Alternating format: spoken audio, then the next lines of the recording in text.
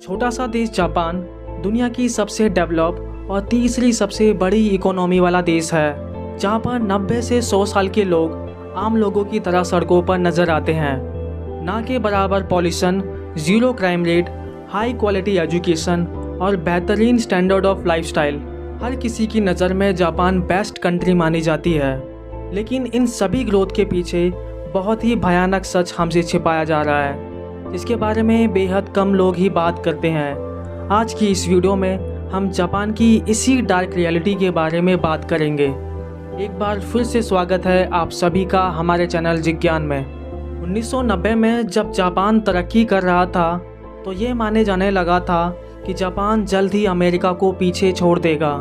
America में तो Japan को लेकर कई मुसीबतें बढ़ती जा रही थी, जिसको लेकर कई मूवीज़ बनाई गई, जैसे राइजिंग सन, ब्लेड रनर, जिसमें दिखाया गया कि कैसे जापानीज कॉरपोरेशन अमेरिका को टेक ओवर कर सकती है। जापान काफ़ी तेज़ी से ग्रोथ कर रहा था। जापान के प्रोडक्ट्स पूरी दुनिया में पसंद किए जा रहे थे, चाहे वो गाड़ी हो या फिर मेडिकल का सामान। जापान की स्टॉक मार्केट काफ़ी तेज़ी से ग्रोथ कर रही थी और रियल एस्टेट मानो आसमान छू रही थी। बैंक्स लगातार नोट छाप रहे थे। इंटरनेशनली वेस्टर्न इकोनॉमिक्स के कंपैरिजन में जापानीज इकोनॉमिक मॉडल को काफ़ी बेहतर समझा जाने लगा था। 1990 तक आते आते जापान वर्ल्ड का सेकंड बिगेस्ट इकोनॉमी वाला देश बन चुका था।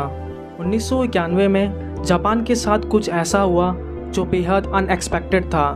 पिछले कुछ सालों में जापान ने काफ़ी ग्रोथ अचीव की थी, लेकिन 1990 और 1991 के बीच जापान की स्टॉक मार्केट 43% और रियल एस्टेट 50% तक गिर गई।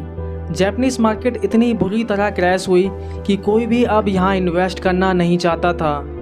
किसी भी बड़े देश में इकोनॉमिक क्राइसिस आना नॉर्मल है, लेकिन जापान के साथ जो हुआ उसके पीछे वजह कुछ और थी, जो उसकी पूरी जनरेशन को इम्पैक्ट करने वाली थी।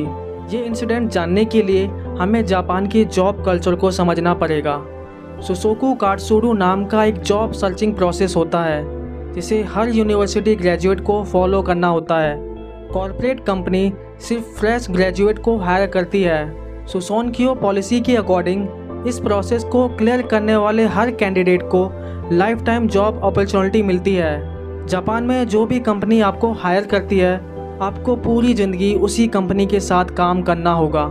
यहाँ जॉब कल्चर का इम्पैक्ट इतना बढ़ चुका है कि अगर कोई भी जॉब स्विचिंग की कोशिश भी करता है तो उसे किसी और कंपनी में नौकरी मिलना बेहद मुश्किल है।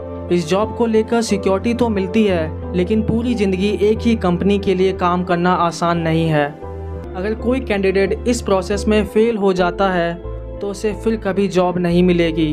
मतलब जापानीज़ लोगों को पूरी ज़िंदगी में केवल एक ही बार जॉब अपॉर्चुनिटी मिलती है। 1990 में भी सेम प्रोसेस को फॉलो करके हायरिंग की गई, लेकिन 1990 में आए क्राइसिस के बाद बड़ी बड़ी कॉर्पोरेट कंपनी ने न्यू कैंडिडेट की हायरिंग को अगले 14 साल तक फ्रीज कर दिया। मतलब 1990 में जो भी कैंडिडेट ग्रेजुएट हुए उन्हें अगले 14 साल तक कोई भी जॉब नहीं मिली। और जब 2014 में हायरिंग दोबारा ओपन हुई तो कोई भी कंपनी इन लोगों को हायर करना नहीं चाहती थी, क्योंकि अब वह सभी लोग 30 से 40 साल के हो चुके थे, जिनकी संख्या 2 करोड़ से भी ज़्यादा थी। इसी जनरेशन को लॉस्ट जनरेशन भी कहा जाता है।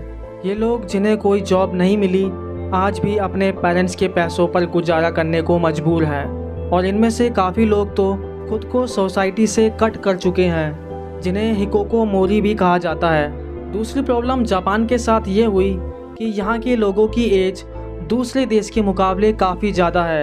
यहाँ की 30% पॉपुलेशन 60 साल से ऊपर की है, इसलिए वर्ल्ड सुपर एजिंग कंट्री का टैग भी जापान के पास है।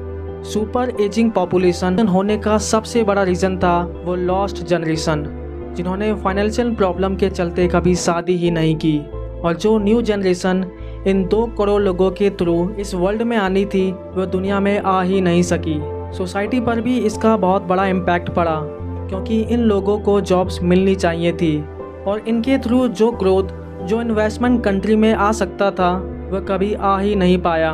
अपने रिजिड जॉब कल्चर को लेके जापान गहरी खाई में गिरता जा रहा है, और हज़ारों फ्रेश ग्रेजुएट जिन्हें हर साल जॉब नहीं मिल पाती वो लॉस्ट जनरेशन में शामिल होते जा रहे हैं। हालांकि सरकार ने इसको लेकर काफ़ी ठोस कदम भी उठाए, लेकिन कुछ खास फर्क नहीं पड़ा। अनएम्प्लॉयड लोगों की संख्या हर साल बढ़ती जा रही है। जापान इस प्रॉब्लम से बाहर निकल पाएगा या नहीं, ये तो आने वाला वक्त ही बताएगा। आपको क्या लगता है? अपने थॉट्स कमेंट बॉक्स में ज़रूर बताइएगा। आशा करता हूँ आपको ये वीडियो बेहद पसंद आई होगी। ऐसी और वीडियोस के लिए हमें सब्सक्राइब करना ना भूलें।